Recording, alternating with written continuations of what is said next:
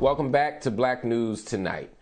The state of Utah might soon join the list of states banning the teaching of critical race theory in schools. State Representative Steve Christiansen has introduced a House resolution on critical race theory in public education.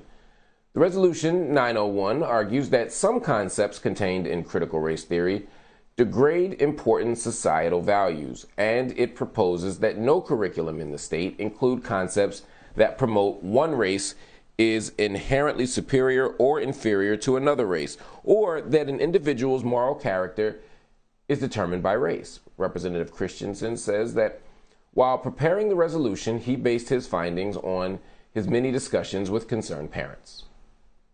I've talked with many parents. Yep. How many examples would you want to see for you to believe that this is something that's fairly pervasive? You're a data guy. Is anecdote fact? Obviously, it's not occurring in every classroom in the state of Utah. But a recent investigation by a team of journalists at Utah's KUTV has revealed that the accusations about critical race theory submitted to the local group Utah Parents United were almost all done anonymously, and none have been verified. When the KUTV reporter Chris Jones reached out to the local group, they said they'll research and verify the claims and get back to him. Earlier today, we reached out to KUTV, and Chris Jones is still waiting. Joining me now is the man behind the resolution, H.R. 901, Utah State Representative Steve Christiansen. Welcome to the show, sir. Thank you, Mark. It's great to be here. I appreciate the opportunity. Absolutely. So I saw this report from KUTV, and I read your resolution, and I wanted to ask you myself, are there really many concerned parents? Absolutely there are. I would say hundreds, possibly thousands. I've met with many of those myself. Just a couple of weeks I met with a dozen concerned parents in somebody's home. And we spent all of about 2 hours talking about their concerns and them sharing very specific examples of issues that they're encountering in the schools where their children are attending. I guess my question for you is, encountering, say, 12 people having that conversation, what leads you to believe that there are actually thousands of people who have these concerns? Yeah, earlier, as you mentioned, the reporter from KUTV News, he did reach out to Utah Parents United. I know the president of that organization very, very well.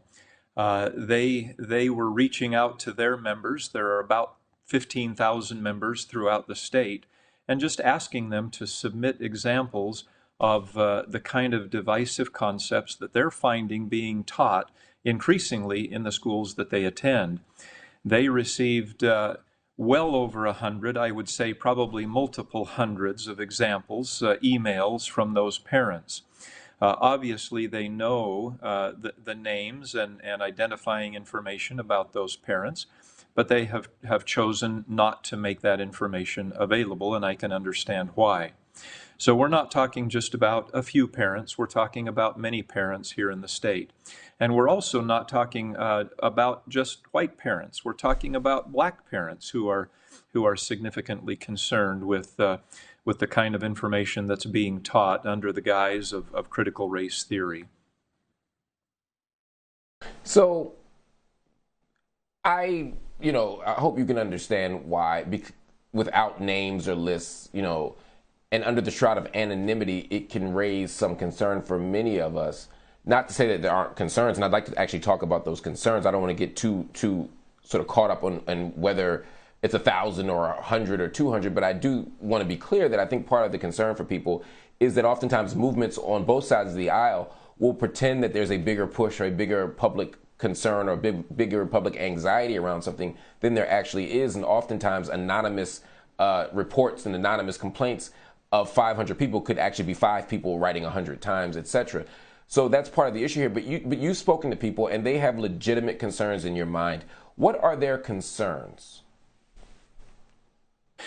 Yeah, so before responding to that question, let me just share just a little bit more information. You mentioned just a couple of minutes ago, or as this segment was being introduced, that this bill was being introduced. It was actually introduced in May in special session, and it was passed. The resolution was passed in the month of May. Leading up to that special session, there were literally hundreds of emails coming from parents and other citizens of the state of Utah to legislators in our body, in the House and in the Senate. So the number is clearly significant, and I don't want to get caught up on what the number what the number is, but the level of concern is significant, and it's coming from parents of throughout the state who have children of different ages and different socioeconomic backgrounds and so forth. So what's the concern?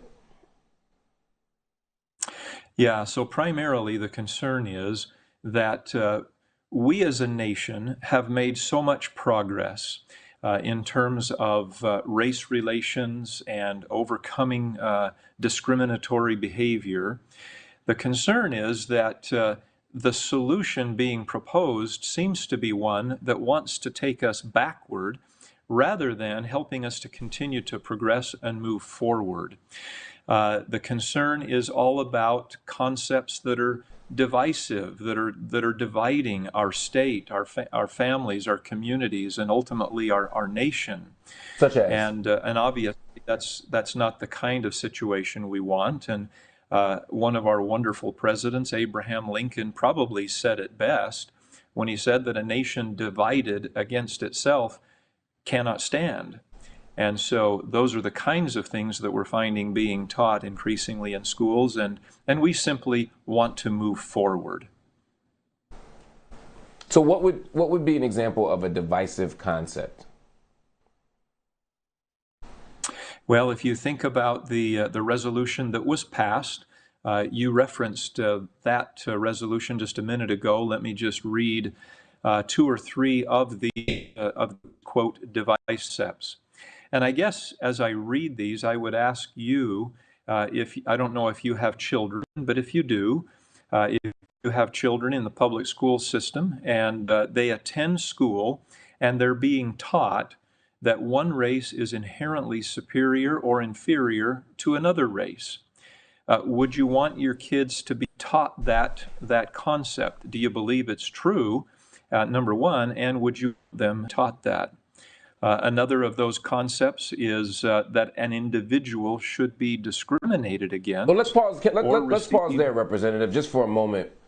Let's pause there just to take that example, right? So, you bet. I guess my question for you would be, and to answer your question, no, I don't believe that one race is inherently superior to another, and I wouldn't want my children or anyone's children taught that one race is inherently superior to another. I guess the two questions I'd have for you are, who's teaching that in Utah? What school in Utah has attempted to teach that? And two, well, actually, let me start there. Where have you found that to be taught? The examples that came into Utah Parents United from parents were from all over the state. Virtually every county, there were numerous parents who submitted examples. So I really can't point to one county. But do you know of any particular? I mean, with all due respect, Representative, it seems a bit hard to believe that there is a school where people are literally teaching white supremacy or that black people are inherently superior to white people, and no one knows the name of this school. No one has blasted this in the newspaper. There's been no protest at the school. I mean, it seems somewhat implausible to me that this is happening. But if it were, why don't we know a name of a place? Why don't we know a teacher? Why not get that person fired immediately? If there's really this problem playing out in the schools, why don't we know of an actual place? Yeah, well, we absolutely know places. Many of the parents have asked that their names not be revealed because of the issue that it's already beginning to create in our society. But just to give you one example, in my own school district, I live in West Jordan, Utah.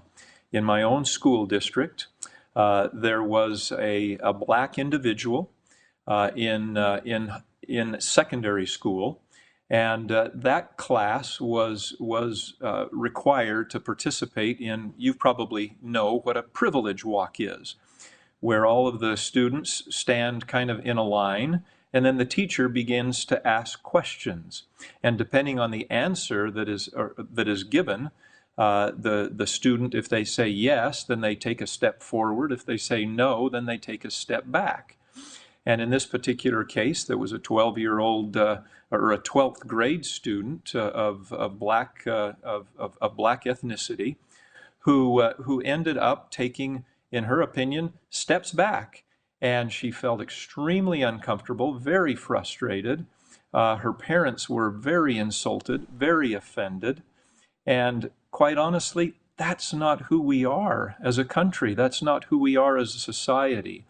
Our founders said all men are created equal.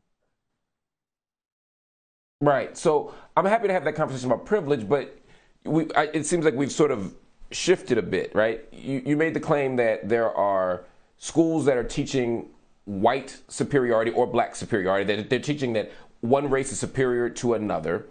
I asked you to name a school where this is happening. You said that parents submitted this anonymously.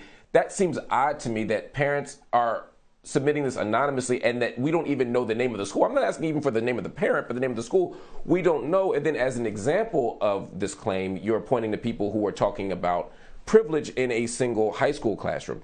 Surely a conversation about privilege is not the same as teaching that one race is inherently superior. Even if you believe that teaching about privilege is wrong, and I'm happy to have that conversation, that's certainly not the same thing. So what would be great for me and my viewers, and really the country, because I think this is an important conversation, would be if, using your considerable resources as a state representative, you could help us find that school. Because I don't want that school to exist, and I don't even live in Utah.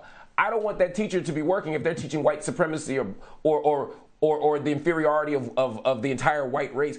I don't want them there. So please help me find that person. But to your question about privilege, the point you made rather about privilege, let me ask you, do you not believe that privilege exists, that some people by virtue of their race or their gender or their class, that they have certain privileges that other people don't? Oh, I'm sure there's privilege. I'm sure that there is privilege that exists. Some of it may be associated with race. Some of it may be associated with, the neighborhood that you grew up in, or who you had as a grandfather, or whatever the case may be. And there are whites and blacks and brown people all throughout this country who are considered privileged or not privileged. Yeah, it absolutely exists. So should we not? So can we teach about that in school? Well, I think we need to go back to the resolution and ask the same question that we asked just a moment ago. Should we be teaching that one race is inherently superior or inferior to another race? And that denotes. But how, I don't understand, right? The correlation between the two. I guess what I'm not getting is the correlation between the two. If I teach that by virtue of being white, you have certain privileges, or that by virtue of us being men, we have certain privileges in society. Let's use gender for a moment. Just it'll maybe make you less anxious. If I were to teach in class that as men we have certain privileges in society that other people don't, right? That women don't. Is that teaching the inherent superiority of one gender over another, or is it pointing out a social reality? Well, I think using the example that you're using, it's probably pointing out a social reality, right? Okay. So if I were then to say the same thing about whiteness, right? If I were to say that by virtue of being white, there are certain privileges that you have, would that be considered teaching racial superiority? But that's what I'm saying. If you look at the resolution that was passed, what we're talking about is we've identified three specific concepts that we said these things simply cannot be taught in schools here in the state of Utah. And one of those is that one race is inherently superior or inferior to another one. So I want to keep going back to the resolution because those are the words on the page. Yeah. That is the resolution that was passed. Right. But I guess what I'm confused about is it feels like a solution in search of a problem, because you mentioned the resolution that says you can't teach racial superiority, and I think everybody's saying, cool, that's great. And then when we say, well, where is this happening? And then what you're pointing to are instances of conversations about privilege, which then conflate the two. So it's not that I'm ignoring the resolution or trying to divert away from the resolution. I'm saying that it seems like the resolution is trying to outlaw something that no one is really doing. And the only evidence we have that people are doing it is that somebody's saying that they got an anonymous report that this may be happening in a place. And the only non-anonymous, the only public examples of this we have aren't examples actually of teaching racial superiority. So, I mean, I guess for me, it makes me skeptical. And I'll tell you why. I want to read something to you, and I'd love your take on this. Christopher Rufo, I don't know if you know him or not, but he's been leading the sort of charge against critical race theory around the country. And he wrote something a while back. He said, we have successfully, neither do I. He's come on the show. He was a great guest. We had a great conversation. And he said, we have successfully frozen their brand, critical race theory, into the public conversation and are steadily driving up negative perceptions. We will eventually turn it toxic as we put all of the various cultural insanities under that brand category. The goal is to have the public read something crazy in the newspaper and immediately think critical race theory. We have decodified the term and will recodify it to annex the entire range of cultural constructions that are unpopular with Americans. It seems to me that this is an example maybe of what's happening here, that we're taking something that's not necessarily an actual problem and we're making it a problem, but then we're also lumping it under critical race theory. To ask you a more specific question, just because I want to get your response to this, what leads you to believe that critical race theory argues racial superiority? Well, obviously, when you study those who are significant writers in support of critical race theory and who are defining critical race theory, that's what they write about. That's clearly what they write about. Ibram X. Kendi, and the list goes on. Okay. So that's a great point. So two things. One, Ibram X. Kendi does not identify as a critical race theorist, and in none of his writings does he say that one race is inherently superior to another. If you have an example of that, I'd love to hear it. But you said critical race theory, and the list goes on. Have you read critical race theory? Yes. Yes. What You're talking about the theory have you read? The teachings of Herbert Marcuse and others. Herbert Marcuse wrote and published before critical race theory was founded. Herbert Marcuse is not a critical race theorist. He was not a scholar of race theory and never identified, nor is he identified with the critical race canon. Why would you identify someone like Herbert Marcuse with critical race theory? Or better yet, what Herbert Marcuse writing did you read that was about critical race theory? Well, to answer your first question, obviously Herbert Marcuse, who came from Germany, studied in the Frankfurt School of Critical Theory. He obviously was an adherent to critical theory. And then after he came in 1934 to the United States, Columbia University, fast forward 1960s, 1970s, he essentially became one of the founders of critical race theory.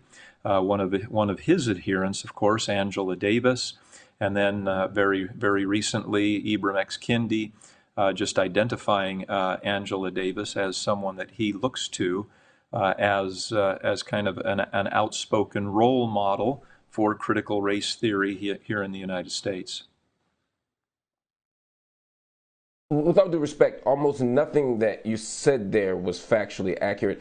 First, you said he studied in the Frankfurt School. The Frankfurt School isn't an actual school that you study in, right? So you do understand that. But I'm assuming that was just a slip of the tongue. But I'll give you grace there. But then you say he comes to the United States, and he had as a student Angela Davis, who also is not a critical race theorist and hasn't written on critical race theory. And then you said that Marcuse trained Angela Davis, who inspired Ibram X. Kendi. Angela Davis has inspired many of us. That doesn't make everyone who's inspired by Angela Davis a critical race theory. Aretha Franklin was inspired by him and wasn't. But I have to run. But again, you said you read Marcuse. I only have 30 seconds. What Herbert Marcuse text did you read that was about critical race theory? Yeah, I think there are so many questions that we need to continue to get into. I would appreciate another opportunity. No, but this is just a single question. What Herbert Marcuse reading did you read? It's just a single question, though, sir. What did you read about? What Herbert Marcuse text is about critical race theory? Don't remember the name. Okay, you make for a great student. Representative, thank you so much for joining me. I really appreciate your time. Be sure to join the conversation here, everybody. We want to hear from you as well. Head over to our BNC Instagram and Twitter pages to let us know how you feel. Also visit the website bnc.tv and subscribe to our YouTube page to check out clips from the show.